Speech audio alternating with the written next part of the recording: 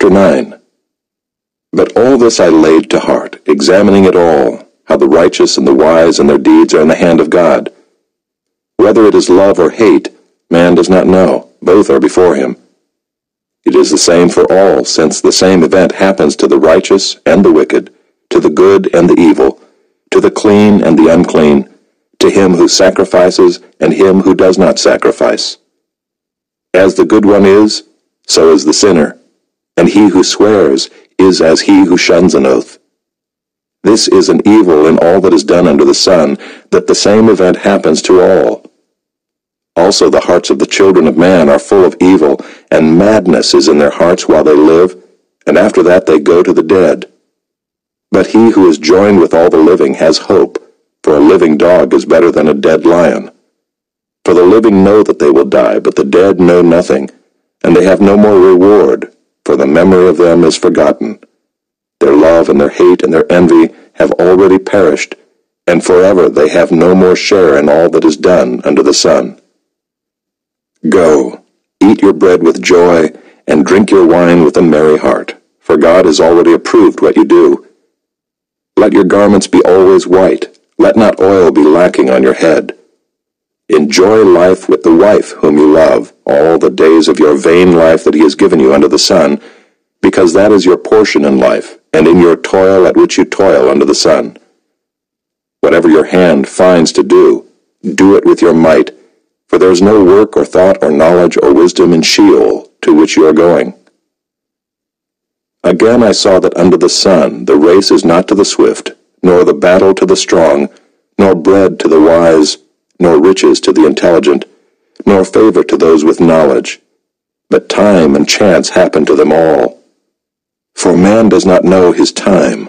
Like fish that are taken in an evil net, and like birds that are caught in a snare, so the children of man are snared at an evil time when it suddenly falls upon them.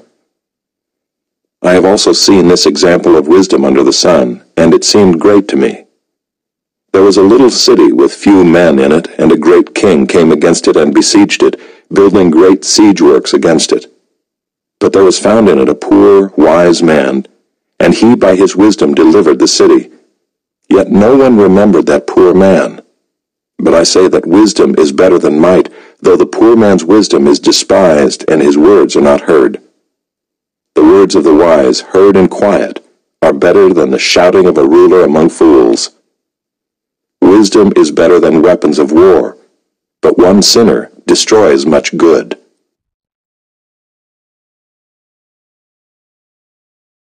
Chapter 10. Dead flies make the perfumer's ointment give off a stench, so a little folly outweighs wisdom and honor.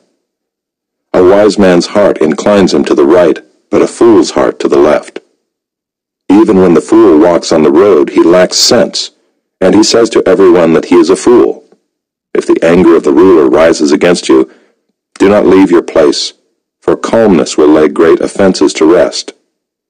There is an evil that I have seen under the sun, as it were an error proceeding from the ruler. Folly is set in many high places, and the rich sit in a low place. I have seen slaves on horses, and princes walking on the ground like slaves. He who digs a pit will fall into it, and a serpent will bite him who breaks through a wall. He who quarries stones is hurt by them, and he who splits logs is endangered by them. If the iron is blunt, and one does not sharpen the edge, he must use more strength, but wisdom helps one to succeed. If the serpent bites before it is charmed, there is no advantage to the charmer.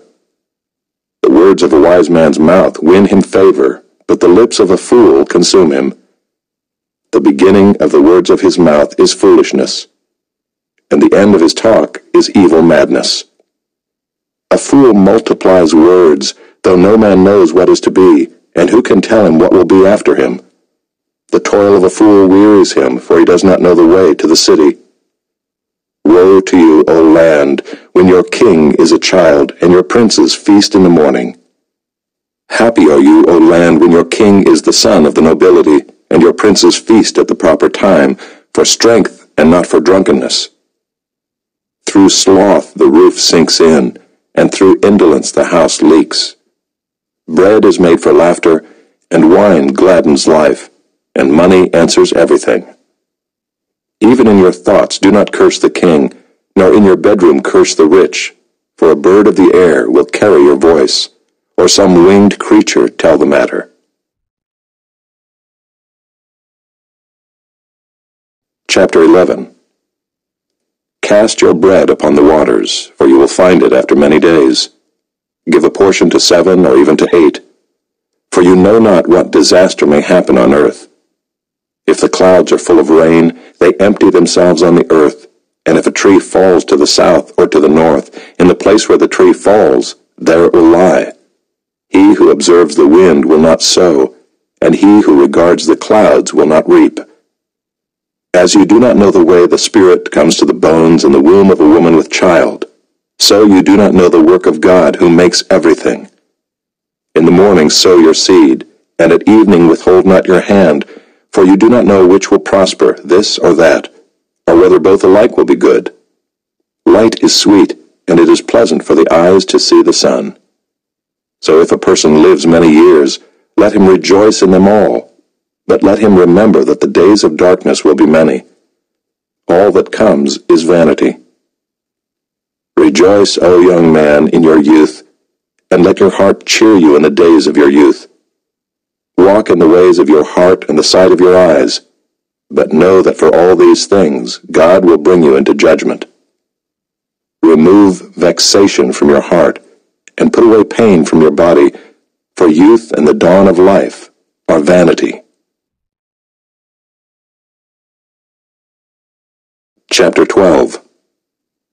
Remember also your Creator in the days of your youth, before the evil days come and the years draw near, of which you will say, I have no pleasure in them, before the sun and the light and the moon and the stars are darkened, and the clouds return after the rain, in the day when the keepers of the house tremble, and the strong men are bent, and the grinders cease because they are few, and those who look through the windows are dimmed, and the doors on the street are shut, when the sound of the grinding is low, and one rises up at the sound of a bird, and all the daughters of song are brought low. They are afraid also of what is high, and terrors are in the way. The almond tree blossoms, the grasshopper drags itself along, and desire fails, because man is going to his eternal home, and the mourners go about the streets. Before the silver cord is snapped, or the golden bowl is broken, or the pitcher is shattered at the fountain, or the wheel broken at the cistern, and the dust returns to the earth as it was, and the spirit returns to God who gave it. Vanity of vanities, says the preacher. All is vanity. Besides being wise, the preacher also taught the people knowledge, weighing and studying and arranging many proverbs with great care. The preacher sought to find words of delight, and uprightly he wrote words of truth. The words of the wise are like goads, and like nails firmly fixed are the collected sayings. They are given by one shepherd. My son, beware of anything beyond these.